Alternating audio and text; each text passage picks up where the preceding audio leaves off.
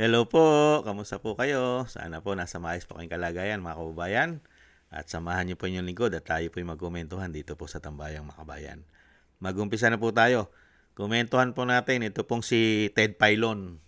Kung paano niya po banatan mga kababayan ang lahi ng mga magnanakaw sa ating bansa. At binanatan din po niya ang mga programa nito. Grabe po ang programa nito. Lahi na ng mga magnanakaw daw po. At ang ibinibigay na programa sa bansa, mga kababayan, ay hindi naman po dapat iprioridad dahil po naghihirap ang bansa, nagugutom at napakamamahal pa ng bilihin at kawalan ng trabaho. Pero ang uunahin ay kailangan po yung kanya pong nasa kokote, di umano. Dahil nga po, hindi mo makitaan ng tinatawag na serbisyo at malasakit sa taong bayan. Hindi po ba? Ito po, umpisahan po natin kung paano po banatan ni Ted Filon ang mga lahi ng magnanakaw sa ating bansa. Ito po, pakinggan po natin siya. Ma'am, Huwag ho tayong maniwala na hindi sila magnanakaw. Magnanakaw at magnanakaw pa rin po sila. Kasi yan po ay pagiging adik na sa pera. Sorry po Sorry po, napagkaaga-aga. Kaya kinakailangan ko lang po kayong palalahanan, girl. Kasi yan po ay sakit na. Yung pong pagiging magnanakaw. Sakit na po nila yan.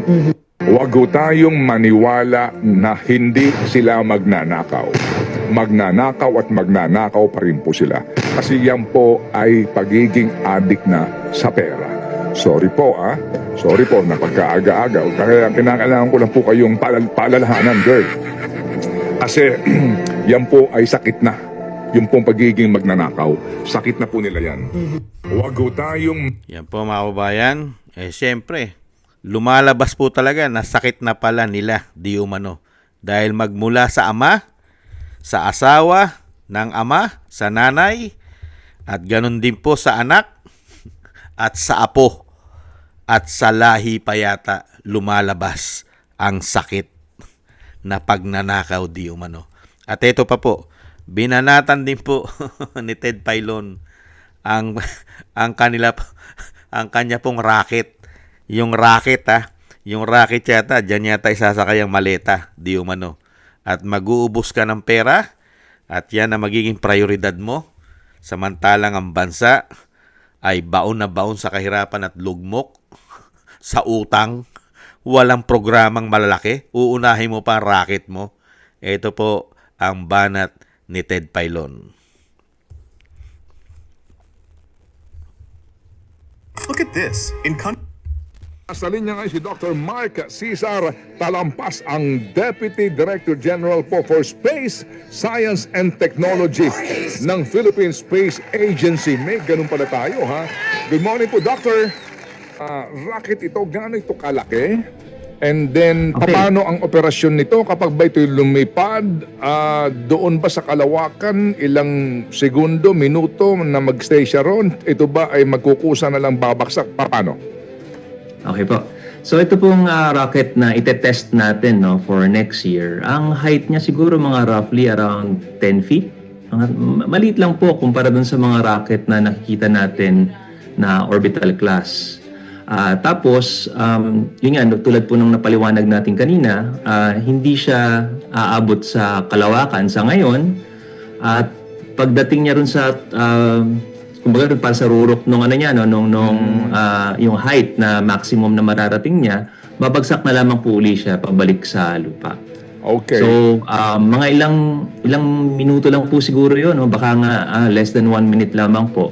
Kasi ang tinatarget natin ay medyo mababang height pa lang naman kasi nga umpisa pa lang naman po sa effort na ito. And then, itong inyo pong launching na ito, practically, ito ba ay pag-test lamang sa kakayahan ng rocket hanggang saan siya makakalipad? O meron na ho kayong makukuhang informasyon doon sa kaulapan na aabutin nito? Okay po. Nabanggit nga natin yung iba't ibang application ng sounding rockets kanina, no? Yung isa, yung weather.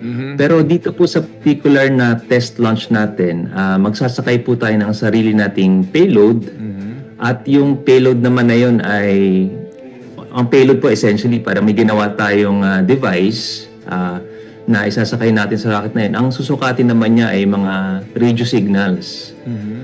Gusto nating matest ito kasi gusto nating makita kung, for example, saang lugar ba medyo mahina yung signal at ganun yung application na gusto nating explore.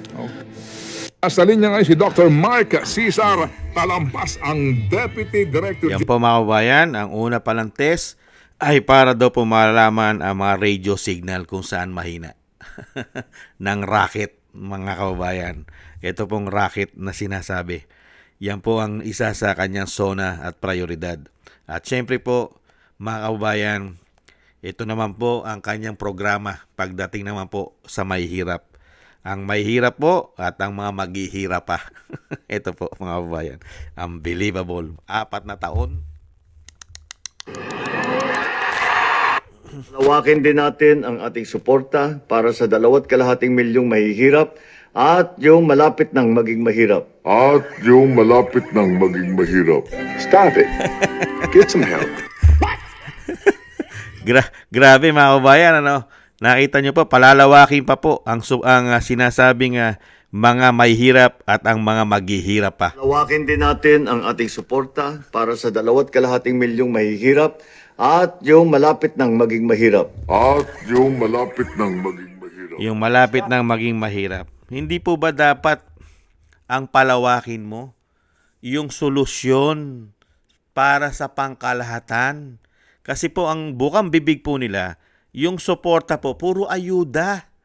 Yun po yun eh. Palalawakin po ang suportas sa mahigit 2 milyon o kulang 3 milyong mahihirap na kasama po ang mga 4Ps, nasa 4Ps. At yung mga maghihirap pa na mga Pilipino. Palalawakin pa nilang suporta. Ayuda. Ayuda! Hindi po ba ang gagawin dapat na programa dahil isang damukal po at napakalalaki ng binabudget ninyo taon-taon, hinigitan nyo pa yung mga nakaraang presidente sa laki ng pondo at budget. Hindi po ba? Tapos, ganyan lang po ang maririnig natin. Palalawakin ng suporta sa mga naghihirap at sa maghihirap pa. Hindi man lang po solusyonan ang kahirapan para po ang maging pakinabang po ay hindi lang sa mga naghihirap at maghihirap pa. Pangkalahatan, pati ang taxpayer ay makinabang po sa programa. Hindi po ba? Kasi pagka ang programa natin ay puro ayuda, hindi po kami makikinabang, kami pong taxpayer. Hindi kami makikinabang sa programa ninyo. Hindi po ba? Ang kapakipakinabang po sa mga taxpayer, hindi po sa mga nasa laylayan, bigyan nyo naman po kami ng magandang solusyon sa kahirapan. Napakamamahal na bilihin, napakatataas na bayarin, binabaon nyo na nga kami sa utang. Tapos ang programa nyo, makikita namin, ayuda at isang damukal na pagnanakaw, korupsyon. Tapos ngayon, magtetest pa tayo ng rockets na hindi naman po pala lalagpas ng kalawakan. Mga kababayan, magiging prioridad mo pa yan sa kabila ng patong-patong na problema ng bansa. Yung flood control nga lang, hindi mo masolusyonan. Yung korupsyon at ang mga karsada sa ating bansa, ang mga transportation, road, wala po tayong nakikita mga programang malalaking natatapos. Ang ating mga tren, ang subway, at marami pang proyekto na nabinben dahil sa korupsyon. Hindi po ba? Kaya nga po yung sinasabi ni Ted Pailon, kaya kayo binabanatan ni Ted Pailon, ang magnanakaw ay talagang magnanakaw at magnanakaw dahil sakit na nila ito sa pagiging sakim at talamak at pagmamahal sa pera. Hindi po ba? Nasa lahi na ang pagnanakaw, di umano magmula sa lolo, sa lola, sa anak hanggang sa apo, di umano nasa dugo na pala nila at hindi lumulubay ng pagnanakaw dahil nga po nasa lahi. Nagnanakaw na nagnanakaw ang lahi ninyo, di umano. Tapos ganito lang ang bibigay nyo na programa sa dami po ng ninanakaw. Tapos ganyan lang ang ibibigay nyong programa sa ninanakawan ninyo. Ninanakawan nyo taong bayan, di umano. Tapos nakatutok lang kayo sa programa na one-sided, selective. Yun lang ang inyong programa. Unbelievable. Isang damukal na ayuda. Tapos sasamahan mo pa ng rackets. Kaya nga po lumalabas ng racket eh. Yung mga racket nila. Ano po yung mga racket? Yung nakita po nating issue ng maleta. Racket po yon. Hindi po ba? Yung isang damukal na pera na nailipat nila. Yung pera ng PhilHealth. Di umano. Racket yun. Hindi po ba yung pagbebenta ng ginto na wala na tayong balita?